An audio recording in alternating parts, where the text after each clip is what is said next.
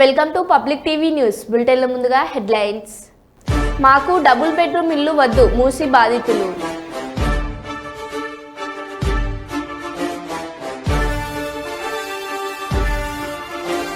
CMRF కు Reliance foundation 20 కోట్ల భారీ విరాళం.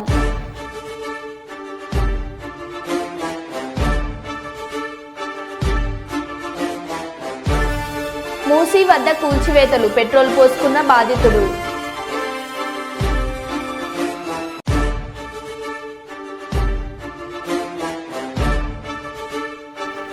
స్వయంభూ కాకినాడ భోగి గణపతి పీఠంలో ఘనంగా తిరుమల శ్రీ వెంకటేశ్వర స్వామి 51వ జపయజ్ఞ పారాయణ.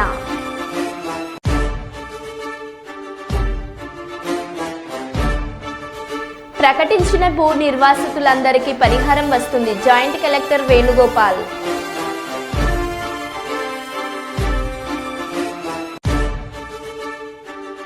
ఇక వివరాల్లోకి వెళ్తే, హైదరాబాద్ నుంచి కొత్తగూడెం వరకు వెళ్లనున్న జాతీయ రహదారికి సంబంధించి ఇల్లందు మండలంలో భూమి కోల్పోతున్న వారి పేర్లను ప్రకటించడం జరిగిందని, వారందరికీ పరిహారం వస్తుందని భద్రాద్రి జిల్లా జాయింట్ కలెక్టర్ వేణుగోపాల్ తెలిపారు.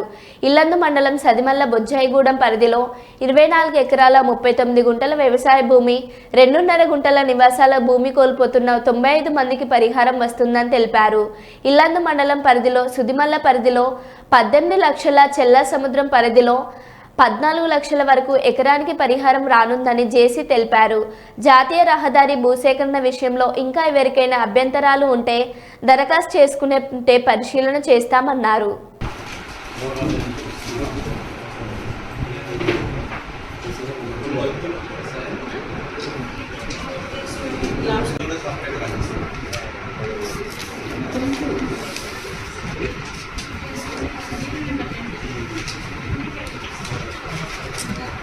మీ అమౌంట్ మీ అకౌంట్కి వస్తుంది, చేతికి ఎవరు డబ్బులు నీకు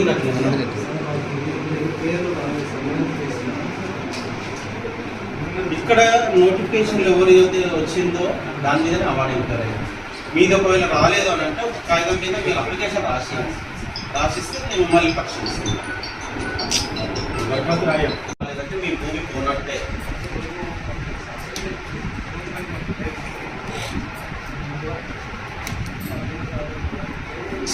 మీ భూమి పోతే ఖచ్చితంగా ఈ నోటిఫికేషన్ మీ పేరు, లేదు అంటే మీ భూమి పోనట్టే. మీకు ఇంకేమైనా డౌట్ ఉంటే దరఖాస్తు మేము పరిశీలిస్తాము, పోతే పోయిందని ఇస్తాము, లేకపోతే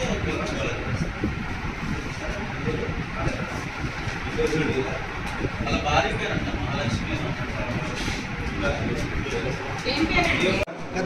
అడుగు పెద్ద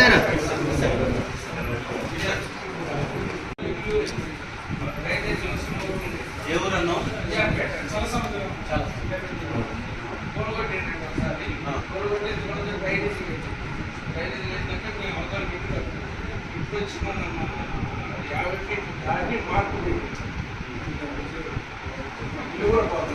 ఇప్పుడు నోటిఫికేషన్ దాంట్లో నీ పేరు వచ్చిందా?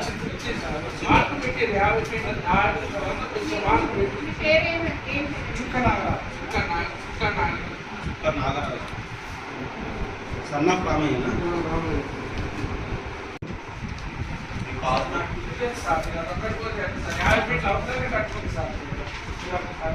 ఏం కావాలి నీకు? చూసేది లేదు, పోకుండా చూసేది లేదు. పోయిన దానికి ఇప్పుడు మేము కంప్లైంట్ చేసి నీకోసం ఇబ్బంది అవుతుంది అంటే దానికి కాంపెన్సేషన్ ఇస్తున్నాం కదా, డబ్బులు ఇస్తున్నాం కదా, ఊరికే తీసుకోవట్లేదు కదా. ఇప్పుడు అందరూ నాయిలు పోద్దు అంటే మళ్ళీ రోడ్లు ఎట్లయితాయి, వంతెనలు ఎట్లయితాయి?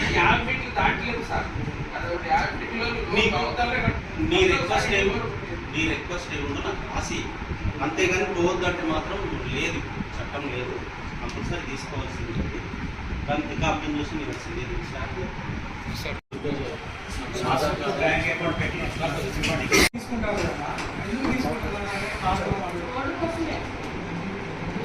50 ఫీట్లలో నేను అందుకే అంటున్నా, ఆయన రిక్వెస్ట్ ఏముందో రాసిస్తే వాళ్ళకి పంపిస్తాం, పరిశీలించి దానికి వాళ్ళ రిప్లై రాసిస్తాం. ఎందుకు తీసుకుంటూ పోయినట్టు మా దగ్గర దీంట్లో పేరు రాలేదని అట్లా కొంతమంది వాస్తవంగా ఏంటంటే అక్కడ ఎవరైతే పోయిందో వాళ్ళ పేర్లే ఈ పేపర్లో చూడడం జరిగింది. అయినా సరే సార్ చెప్పినట్టు మీకు డౌట్ ఉంటే రాసివ్వండి. ఇప్పుడు వచ్చి మీ ఇల్లు పొలాలు కాకపోవడం అనేది జరగదు. డబ్బులు పడ్డ తర్వాతే దాన్ని సంబంధించి మనకి మార్కెట్ వాల్యూ తెప్పించుకుంటే మనకు 1,50,000 ఉంది మార్కెట్ వాల్యూ. దానికి మేము ల్యాండ్ ఎక్విజిషన్ యాక్ట్ ప్రకారం మల్టిప్లికేషన్ చేసి దాన్ని 100% సొల్యూషన్ చేసి 12% మళ్ళీ మార్కెట్ అడిషనల్ మార్కెట్ వాల్యూ ఇవన్నీ చేస్తే వాళ్ళకి ఎకరానికి 18,81,073 రూపాయలు వస్తుంది. అవుట్ రైట్ రాసుకోండి, 18,81,000 అని రాసుకోండి ఎకరానికి. అదే చల్ల సముద్రంకి తెప్పించుకుంటే మాకు 3,37,500 మార్కెట్ వాల్యూ ఉంది. దానికి చూస్తే ఇప్పుడు నేను చెప్పిన multiplications plus 100% solution 12% additional market value ఇవన్నీ కలుపుకుంటే 14,10,000 వస్తుంది. ఇవే కాకుండా ఒక రైతుకు సంబంధించి ఒక స్ట్రక్చర్ కానీ లేకపోతే బోర్ బావి కానీ షెడ్ కానీ చెట్లు కానీ వాల్యుబుల్ ట్రీస్ ఉంటాయి. అన్ని చెట్లకి ఇవ్వరు, కొన్నిటికే ఇస్తారు. ఏదైతే నోటిఫైడ్ ట్రీస్ ఉన్నాయో వాటికే ఇస్తారు. వాటికి కూడా అడిషనల్గా ఇస్తారు. ఇప్పటికీ మనకి సూదిమాల గ్రామానికి సంబంధించి 84 మంది రైతులు ఉన్నారు. 24 ఎకరాలు 39 గుంటల భూమి. 24 ఎకరాలు 39 గుంటల. అదే చల్ల సముద్రానికి సంబంధించి 11 మంది రైతులు ఉన్నారు. దానికి సంబంధించి 2.5 గుంటలు మాత్రమే ఉంది భూమి. అంటే అది ఇది కాదు, అగ్రికల్చర్ ల్యాండ్ కాదు. రోడ్ సైడ్ ఉన్న ఇండ్లు అన్ని సెట్లు చిన్న చిన్న ఉంటాయి కదా, అవును సార్, స్క్వేర్ యార్డ్స్ ఉంటారు కదా, అది 2.5 గుంటలు మాత్రమే. అగ్రికల్చర్ ల్యాండ్ తక్కువ ఉంది. దీంట్లో అగ్రికల్చర్ ల్యాండ్ లేదు చల్ల సముద్రంలో. మనకు సూదిమల్ల దాంట్లోనే మనకి అగ్రికల్చర్ ల్యాండ్.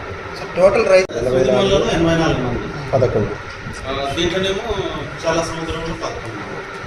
సరే, చల్ల సముద్రం పరిధిలో ఉన్నారు 100 మంది రైతులకి పేర్లు రాలేదు సార్. ఇప్పుడు ఈ పర్సన్ పేరు రాలేదు. ఇప్పుడు ఈయననే కాదు, ఇంతకుముందు కూడా ఒక అతను వచ్చి పేర్లు రాలేదు అని అంటే మనకు ల్యాండ్ అక్విజిషన్లో పోతేనే ఈ పిఎంపీడీ చేసిన దాంట్లో ఇది. దీంట్లో పేర్లు ఉంటే కంపల్సరీ వాళ్ళ కాంపెన్సేషన్ వస్తుంది. దీంట్లో పేర్లు రాలేదు అని అంటే వాళ్ళ భూమి మేము తీసుకోలేదు.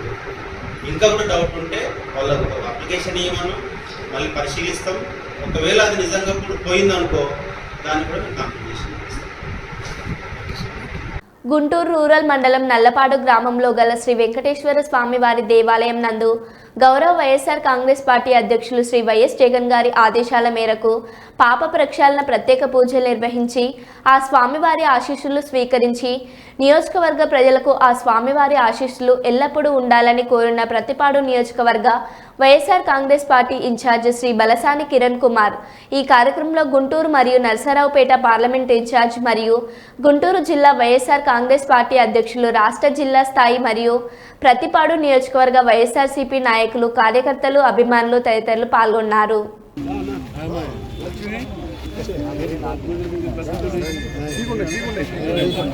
ఇంకోటి చూడమ్మా సార్ కూడా సారీ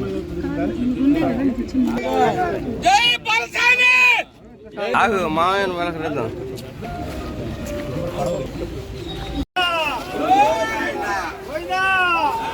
ఏడుకొండవాడ వెంకటరమణ గోవిందా, ఏడుకొండవాడ వెంకటరమణ గోవిందా, ఏడుకొండ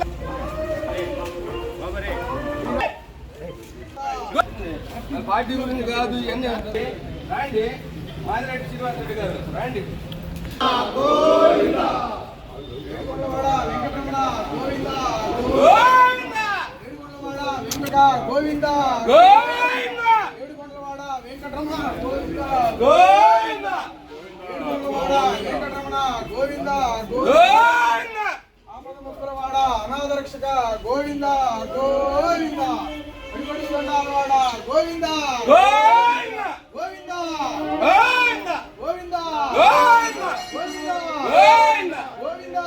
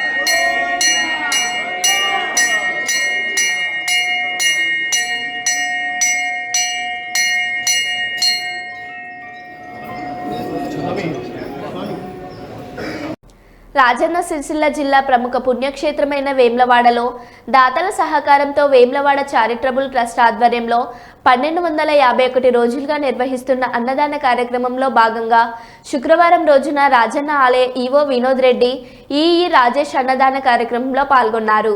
ఈ కార్యక్రమంలో వీరి వెంట డిఈ రఘునందన్, మైపాల్ రెడ్డి మరియు ఆలయ సిబ్బందితో పాటు ట్రస్ట్ సభ్యులు మధుమహేష్, గొంగల రవికుమార్, మహమ్మద్ అబ్దుల్ రఫీక్, ప్రతాప నటరాజు తదితరులు పాల్గొన్నారు.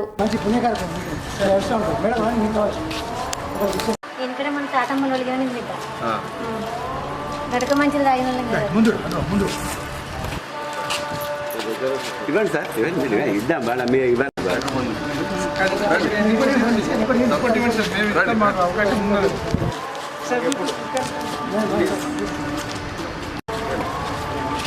మీకు ఎన్నేళ్ళ అమ్మా ఇవ్వబట్టి అన్నం? ఎన్నేళ్ళ? 5 సంవత్సరాలు అవుతుంది.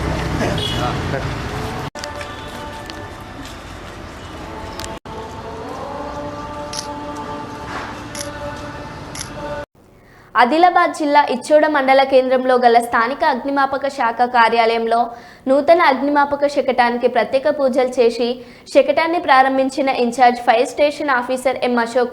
ఈ సందర్భంగా వారు మాట్లాడుతూ ఇచ్చోడ ఫైర్ స్టేషన్ పరిధిలో 7 మండలాలకు ఈ నూతన ఫైర్ ఇంజిన్ ద్వారా సేవలందించడం జరుగుతుందని, కావున 7 మండలాల ప్రజలు అత్యవసర పరిస్థితుల్లో, ప్రకృతి విపత్తుల సమయాల్లో, అగ్ని ప్రమాదాల సమయాల్లో ఇచ్చోడ ఫైర్ ఆఫీసర్ నెంబర్ 8712699215 గానీ, ఫైర్ స్టేషన్ 8712699214 నెంబర్ గానీ కాల్ చేయగలరని కోరారు. ఈ కార్యక్రమంలో తదితరులు పాల్గొన్నారు.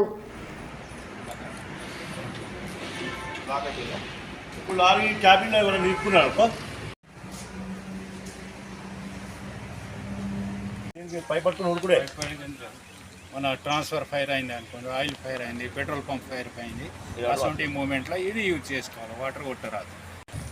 నీళ్ళ వాటర్ ఇచ్చి వాటర్ ఆటోమేటిక్ కలిసి ఇస్తున్నారు. 35 kg ఉంది. ఇప్పుడు మనకు వచ్చేటి 4 kg, ఇది 35 kg బండి.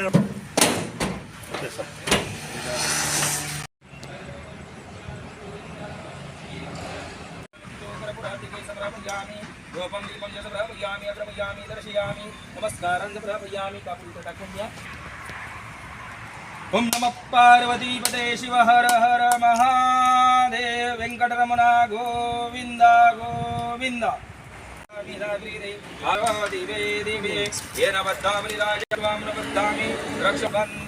హరి మానుద్రాహ కృతభయంతో విశ్వద దబ్దాస అపరి విశ్వద దబ్దాస అపరిదాస ఉద్వీదాః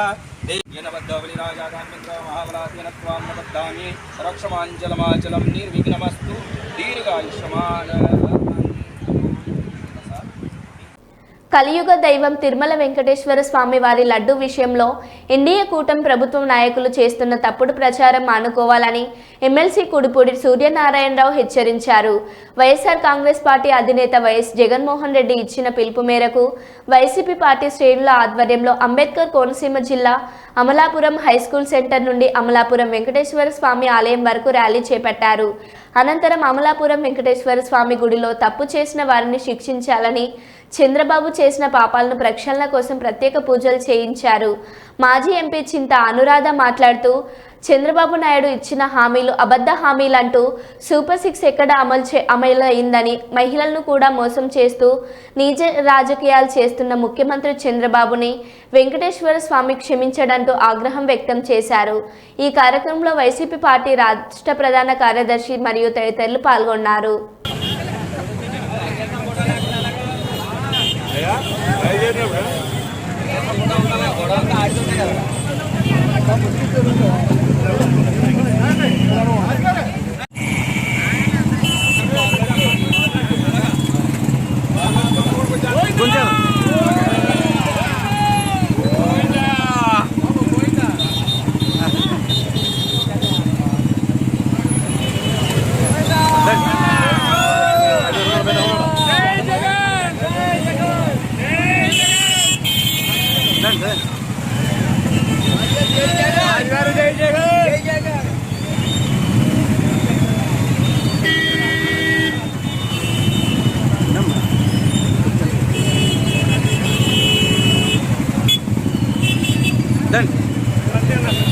ఈ ఆటో కొంచెం మీరు చెప్తారు కదా ఓకే ఓకే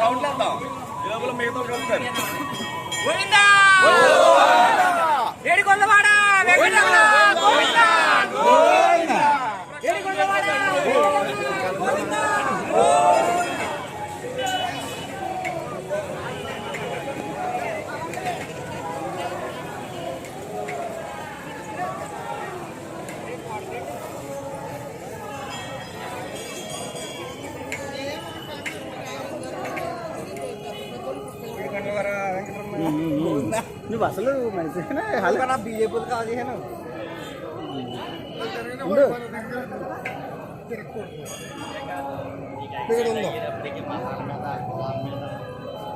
మా మెడికల్ కాలేజ్ లక్ష్మీ ఆదిత్య శివరామచరణ్ గారు ఇంకో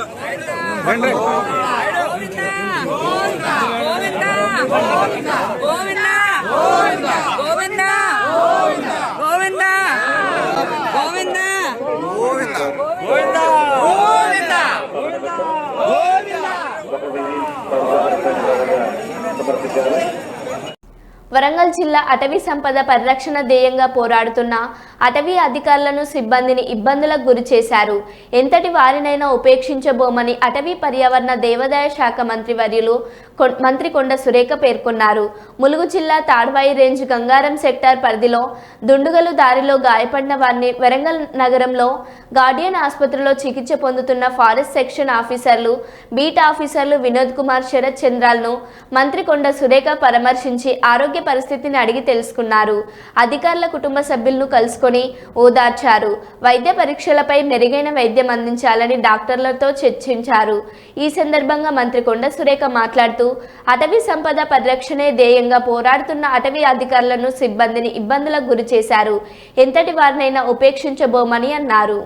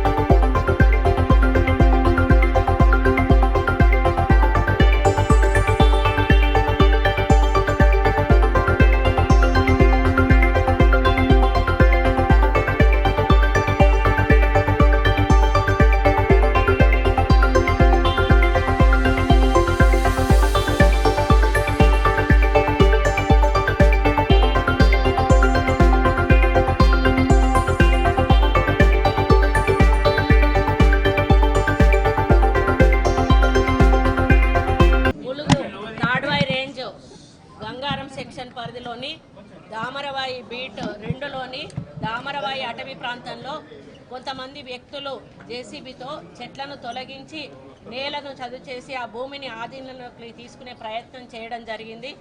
ఆ సమాచారం దామరవాయి అటవీ శాఖ అధికారులకు అందింది. దీంతో forest section officer Vinod Kumar, forest beat officer Sharath చంద్రలు, సుమస్ Kumar, Pasra base camp, R Rajender driver వీళ్ళందరూ టీమ్గా ఏర్పడి ఏపీ 36 AG 7018 నెంబర్ పెట్రోలింగ్ వాహనం జీప్లో ఆ ప్రాంతానికి వెళ్ళడం జరిగింది. శ్రీ సాయి, చింటూ అనే వ్యక్తులు సరోజ్ రెడ్డికి చెందిన జేసీబీతో చెట్లను తొలగిస్తూ నేలను చదును చేస్తున్న విషయాన్ని గమనించి వారితో పాటు అక్కడే ఉన్న సరోజ్ రెడ్డి సూచనల మేరకు వారు ఆ పని చేస్తున్నట్లుగా గుర్తించడం జరిగింది. చెట్లను ఎందుకు తొలగిస్తున్నారని వారు ప్రశ్నించగా డొంక తిరుగుడు వాళ్ళ సమాధానం చెప్పి రివర్స్ వీళ్ళ మీదకే మరి మాట్లాడడం కూడా జరిగింది. దీంతో జేసీబీని అటవీ శాఖ కార్యాలయానికి తరలించే ప్రయత్నము వీరు తరలించి ఉదయం వచ్చి తీసుకెళ్లాలని చెప్పి వారికి సూచించడం జరిగింది. దీంతో శరత్చంద్ర తానే జేసీబీని నడిపించుకుంటూ అటవీ శాఖ సిబ్బందితో కలిసి దామరవాయి అడవి కార్యాలయానికి వారు బయలుదేరడం జరిగింది. ఆ తర్వాత వెంటనే జేసీబీ ఓనర్ సరోజ్ రెడ్డి, శ్రీ సాయి, చింటూలు వెంట పెట్టుకొని ఎఫ్బిఓ శరత్చంద్రపై ఇనుప రాడ్లతో దాడికి తెగబడి తీవ్రంగా గాయపరచడం జరిగింది. శరత్ చంద్రను హతమార్చే ప్రయత్నం కూడా చేయడం జరిగింది. ముగ్గురు ఒకతని మీదనే ముగ్గురు కూడా ఎట్ ద సేమ్ టైం రాళ్లతోటి అటాక్ చేయడం జరిగింది. మరి తలపై చేతులపై అతనికి లోతైన గాయాలు కూడా అవ్వడం జరిగింది. ఆ దాడిని అడ్డుకోబోయిన మన వినోద్ కుమార్ అనే అబ్బాయిని కూడా మీరు చూశారు, చాలా తీవ్రంగా గాయపరిచి మరి అతని చేతి వేలు కూడా తీవ్రంగా రక్తస్రావమై దాదాపుగా ఇప్పుడు ఈవినింగ్ అతనికి సర్జరీ ఉంది. కొంచెం అయితే ఆ వేళ్ళు కూడా మొత్తం తెగిపోయేటువంటి పరిస్థితి ఉన్నది.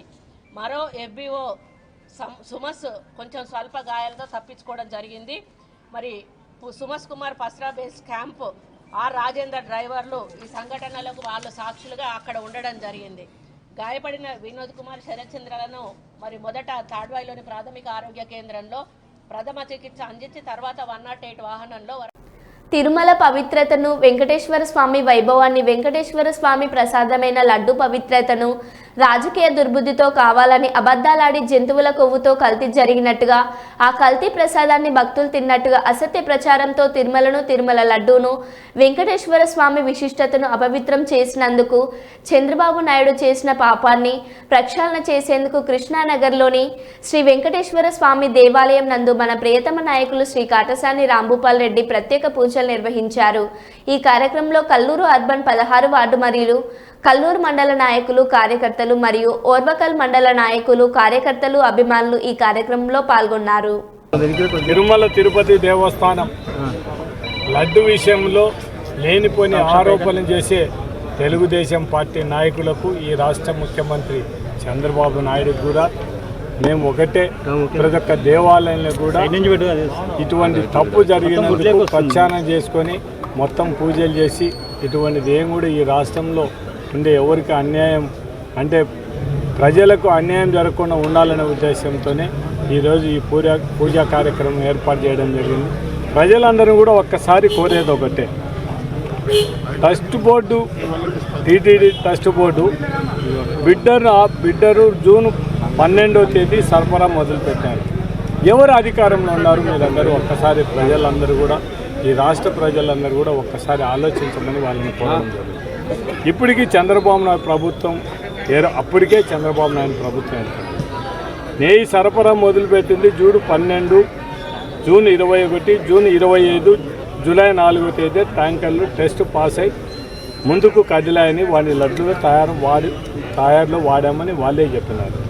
తర్వాత జూలై 6న 2 ట్యాంకర్లు, జూలై 12న మరో ట్యాంకర్ వచ్చి నెయ్యిలు టీటీటీ టెస్ట్లో ఫెయిల్ కావడంతోనే వెనక్కి పంపడం జరిగిందని వాళ్ళే చెప్పినారు.